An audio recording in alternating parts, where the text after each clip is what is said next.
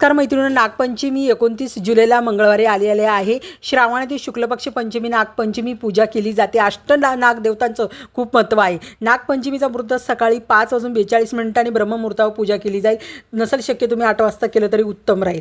काल सर्पदोष, कारण या दिवशी जर नागांची पूजा केली तर काल सर्पदोष दूर होतो आणि कुंडलीत नागदोष असेल तो समाप्त होतो. चांदीचे किंवा तांब्याचे नागिन तुम्ही शिवलिंगावर अर्पण करा. तुमच्या कुंडलीत जर काल सर्पदोष असेल तर तो समाप्त होतो पूर्णपणे.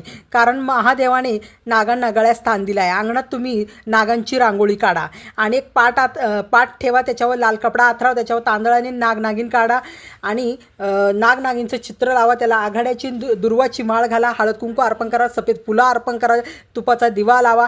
त्यानंतर फुटाणे, गूळ, लाह्या आणि दूध याचा नैवेद्य दाखवा आणि दुसऱ्या दिवशी हे पक्ष्यांना हा नैवेद्य द्या. तुम्ही स्वतः ग्रहण करू नये. या दिवशी काही नियम पाळायचे. नागपंचमीच्या दिवशी तर काय नियम आहे ते: सकाळी गॅस शेगडीवर तवा कढई ठेवू नये. सुई आणि चाकूचा, धारदार वस्तूंचा वापर करायचा नाही, कारण ह्या आपल्या आयुष्यात अडचणी निर्माण करतात. शेतामध्ये नांगरलं सुद्धा जात नाही या दिवशी. तर मग जेवण कधी बनवायचं तर तुम्ही दुपारच्या 12 नंतर जेवण बनवू शकता.